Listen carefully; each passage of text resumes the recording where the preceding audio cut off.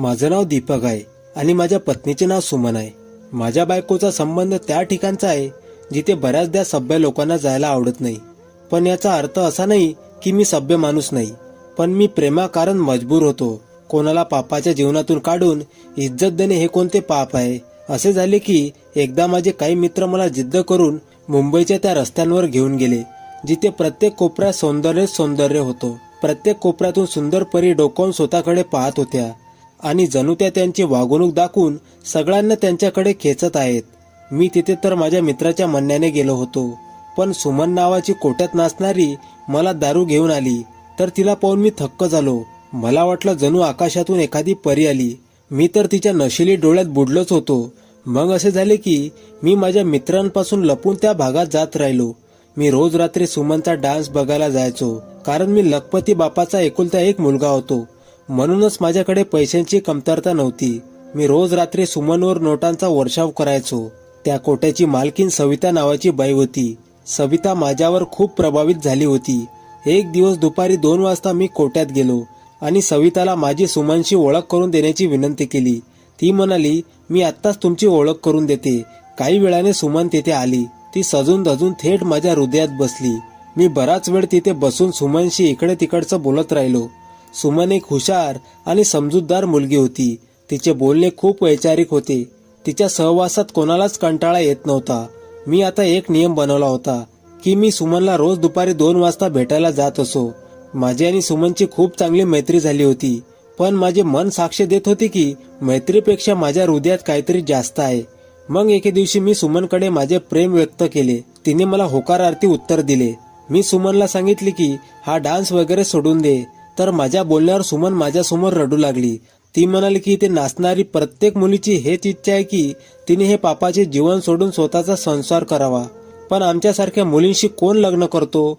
मग आम्हाला आमचं पोट पण भरावं लागते ना। बस आम्ही लाचार आहोत आणि हे सर्व मजबुरीमुळे करतो। मी सुमनला म्हणालो, मला तुझ्याशी लग्न करायचे आहे।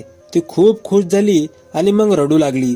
ती माझ्या पायाजवळ बसली आणि म्हणाली, जर तुम्ही माझ्याशी लग्न करून मला इथून दूर घेऊन गेले तर मी तुमची बायको नाही तर आयुष्यभर तुमची मोलकरीण बनून राहील। तुमचा आदेश माझ्या डोळ्यावर असेल, तुम्ही सांगणार तसं मी करीन। हे ऐकून मी थोडं हसलो। मी आणि सुमन या नात्यावर खुश होतो, पण पुढचा रस्ता खूप अवघड होता, कारण सविताला तिच्या हातातून सुमन सारख्या हिऱ्याला जाऊ द्यायचे नव्हते। दुसरीकडे माझ्या आई वडिलांना नाचणारी मुलगी आपली सून व्हावी असे वाटत नव्हते। मी 7 लाखाचा चेक सविताच्या समोर ठेवला, त्यामुळे ती चूप झाली। मग मी सुमनशी लग्न करून तिला एका अपार्टमेंट मध्ये नेले। मला वाटले की काही वेळ निघून गेल्यावर मी सुमनची माझ्या आई वडिलांशी ओळख करून देईन। एक वेळेस जेव्हा माझं सुमनशी लग्न होऊन जाईल तर माझ्या आई वडिलांना पण माझा निर्णय मानावाच लागेल। मी त्यांचा एकुलता एक मुलगा आहे। ते माझ्यावर खूप प्रेम करायचे। मी आणि सुमनने एका अपार्टमेंट मध्ये आमच्या नवीन आयुष्याची सुरुवात केली। आम्ही दोघे एकमेकांसोबत खूप आनंदी होतो। आमचे आयुष्य खूप चांगले चालले होते, पण नंतर असे घडले जे मला कधीच वाटले नव्हते। मी ऑफिसमध्ये होतो। सुमनने मला फोन केला आणि मला बाजारात जाण्याची परवानगी मागितली, पण ती परत आलीच नाही। मी खूप अस्वस्थ होत होतो की ती कुठे गेली, पण काही वेळाने मला हॉस्पिटलमधून फोन आला। मला सांगण्यात आले की तुमच्या बायकोचा अपघात झालाय। हे ऐकून माझं भानच हरवलं आणि मी तसाच हॉस्पिटलमध्ये पोहोचलो। एक डॉक्टर माझ्या बायकोला पाहून मला म्हणाला, मला माफ करा, तुमची पत्नी कोमात गेली आहे। आता ते कधी शुद्धीत येईल माहित नाही। हे ऐकून मी खूप रडलो। हे सर्व इतके अचानक घडले की मला सावरण्याची संधीच मिळाली नाही। मी हॉस्पिटलच्या बेंचवर बसून बराच वेळ रडत राहिलो। माझ्या आनंदाला काय माहित कोणाची नजर लागली होती। मी आता तर माझे नवीन आयुष्य सुरू केले होते, पण इतक्या मोठ्या दुःखाने मला आतून तोडून टाकले होते। मी दिवसभर रडायचो। माझी हालत चांगली होत नव्हती, म्हणून मी माझ्या गावी आई वडिलांकडे गेलो। माझे वडील मोठे जमीनदार होते। मी गावी परत आल्यावर माझ्या आई वडिलांना खूप आनंद झाला। माझे वडील म्हणाले, बरं झालं तू आला, आता तूच सांभाळ हे सर्व जमीन। माझी जुनी हाडं आता या जमिनी सांभाळणे इतकी मजबूत नाहीत। मी माझ्या वडिलांना मिठी मारली आणि रडू लागलो। मी माझ्या आई वडिलांना सांगितले की मी गुपचूप सुमन सोबत लग्न केले आहे। आमच्या लग्नाला 2च महिने झाले होते की तिचा अपघात झाला आणि आता ती कोमात गेली आहे। हे ऐकून आई आणि वडील खूप अस्वस्थ झाले। मी वडिलांना माझी मजबुरी सांगितली की मी सुमनला हॉस्पिटलमध्ये एकटे सोडू शकत नाही। मी त्यांना सुमनच्या तब्येतीसाठी देवाकडे प्रार्थना करायला सांगितले आणि सुमन बरी झाल्यावर मी गावी परत येईन असे वचन दिले. माझ्या आई वडिलांनी होकार दिला आणि मग मी परत शहरात आलो. सुमन 2 आठवडे कोमात होती. मी रोज तासनतास हॉस्पिटलच्या बेंचवर बसायचो, पण डॉक्टर मला सुमनला भेटू देत नव्हते. ते म्हणायचे, आम्ही कोणालाच पेशंट जवळ जास्त वेळ सोडू शकत नाही. डॉक्टर मला रोज 10 मिनिटे सुमन जवळ जाऊ देत. मी सुमन जवळ राहण्यासाठी डॉक्टरांना खूप नांदा लावायचो आणि जशी मला परवानगी मिळायची तर मी रडत रडत सुमनला म्हणायचो, सुमन तू बरी का होत नाहीस? लवकर बरी हो, मी तुझ्याशिवाय जगू शकत नाही. मला वाटत होते जसं ते माझं ऐकून घेईल आणि ती बरी होईल. मी तिला फक्त हेच सांगत होतो की तू लवकरात लवकर बरी हो. मी आई बाबांना पण मनवले आहे, पण ती उठत नव्हती आणि काहीच बोलत नव्हती. आज मी सुमनला भेटायला गेलो तेव्हा मला दिसले की तिने हॉस्पिटलचा ड्रेस घातला नव्हता. मी एका नर्सला विचारले असे का आहे, तर तिने सांगितले की रुग्ण हॉस्पिटलच्या ड्रेसने तंग होऊन जातात. आता आम्ही तुमच्या बायकोचे कपडे रोज बदलू जेणेकरून ती लवकरच तिच्या आयुष्यात परत येईल. मला या गोष्टीची काहीच समज नव्हती म्हणून मी गुपचूप परतायचो. पण आता माझ्या लक्षात आले होते की सुमनचे कपडे रोज बदलतात. जे कपडे ती घालायची ते सामान्य कपडे नव्हतेच, ते सगळे महागडे कपडे होते. ही गोष्ट मला अजिबात समजत नव्हती की हॉस्पिटलचे लोक स्वतःहून कपडे शिवून पेशंटला द्यायचे. मग मी पाहिले की सुमनच्या चेहऱ्यावर थोडे थोडे मेकअपचे डाग असत. मला खूप आश्चर्य वाटले. मी नर्सला विचारले, चला तुम्ही कपडे बदलता, पण या चेहऱ्यावर मेकअपच्या पुसलेल्या खुणा कुठून येतात? शेवटी हे सगळं काय आहे? नर्स माझ्या प्रश्नांना थोडं घाबरून गेली होती. आता मला सुमनची खूप काळजी वाटू लागली होती आणि खूप घाबरल्यासारखं वाटत होतं की तिच्यासोबत काहीतरी चुकीचं तर होत नाही ना. म्हणून मी विचार केला की त्या हॉस्पिटलची वास्तविकता जाणून घेतल्याशिवाय राहणार नाही. मी त्या हॉस्पिटलबद्दल खूप विचारपूस केली, परंतु सर्व बाजूंनी खूप चांगले उत्तर मिळत होते. पण माझ्या बायकोसोबत काय होत होते? मी संध्याकाळी माझ्या बायकोला भेटून जेव्हा यायचो तेव्हा ती आराम करत असायची आणि तिच्या चेहऱ्यावर मेकअपचे कोणतेच निशाण नसत. पण सकाळी ऑफिस जाण्याच्या आधी मी जेव्हा सुमनला भेटायला जायचो तेव्हा तिचे कपडे दुसरेच असत आणि तिच्या चेहऱ्यावर मेकअपचे निशाण पण असत. आता मी ठरवले होते की रात्री मी घरी जाणार नाही आणि हे सर्व काय चालले आहे ते स्वतःच बघणार. मी रात्रभर बाहेर खुर्चीवर बसून राहिलो कारण डॉक्टरने मला सुमन जवळ जाण्याची परवानगी दिली नव्हती. मी पूर्ण रात्र जासूसी करण्यात घालवली होती, पण असं काहीच झालं नाही ज्याच्यावर संशय केला जाऊ शकते. एक नर्स रात्री 3 ते 4 वेळा सर्व रुग्णांना तपासत असे. ती सुमनची रूम पण चेक करून जायची, त्यामुळे मला धीरवा मिळायचा. आता जेव्हा सकाळी रूमवर गेलो तेव्हा सुमनचे कपडे पुन्हा बदललेले होते आणि तिच्या चेहऱ्यावर मेकअपच्या खुणा होत्या. आता मला खूप आश्चर्य वाटू लागले, म्हणून मी काहीतरी वेगळं करावं असा विचार केला. हॉस्पिटलमधील एका ज्युनियर डॉक्टरला माझ्यासोबत सामील करून घेतलं आणि खूप मोठी रक्कम देऊन त्याला पटवून घेतलं होतं. आता मी रात्रीची आतुरतेने वाट पाहत होतो.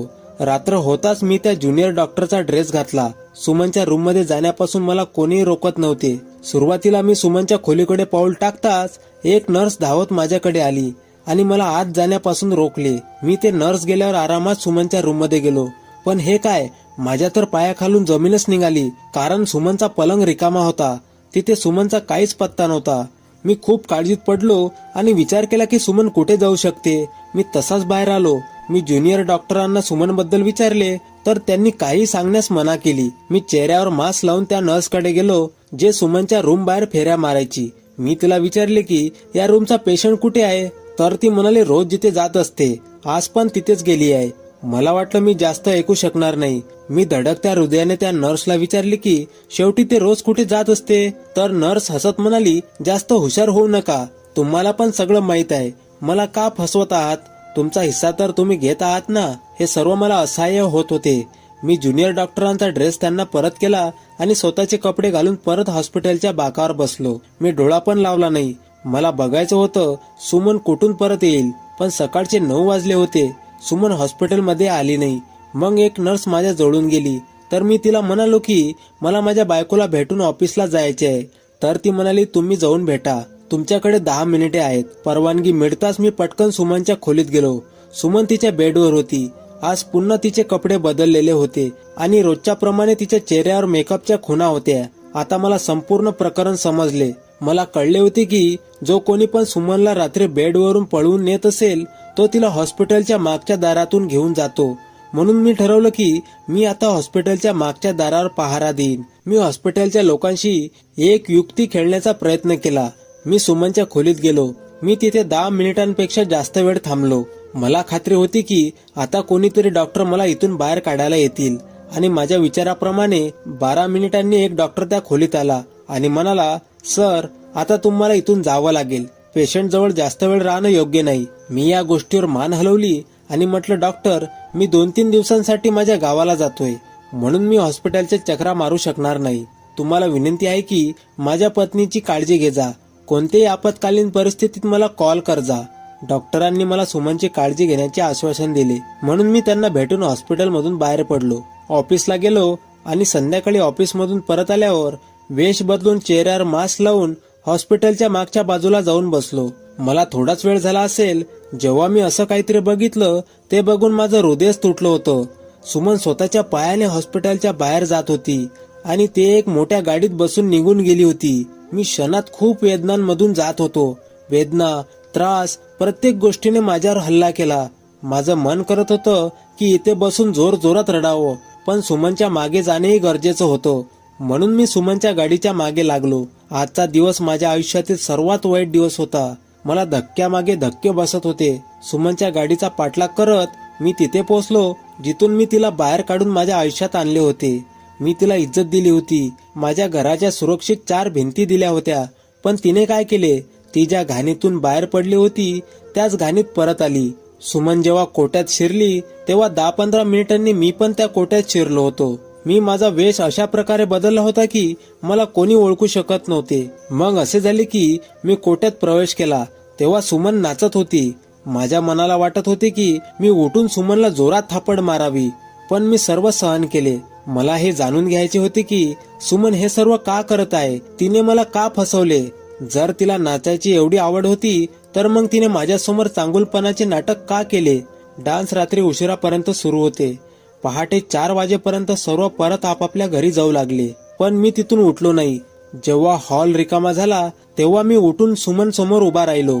मी चेहऱ्यावरचा मास्क काढला तेव्हा ती मला पाहून आश्चर्यचकित झाली. तिचा चेहरा भीतीने लाल झाला होता. माझ्या डोळ्यात अश्रू आले होते. मी रडत म्हणालो, सुमन, तू हे सगळं सोडू शकत नव्हती तर तू मला असं का सांगितलं की मी तुझ्याशी लग्न करावं. मी माझ्या आई वडिलांचं मन पण दुखावलं, पण तरीही तू माझी झाली नाहीस. सुमन सुद्धा रडायला लागली आणि रडत रडत म्हणाली, काही माणसं माझ्यासारखी असतात ज्यांच्या नशिबी इज्जतच नसते.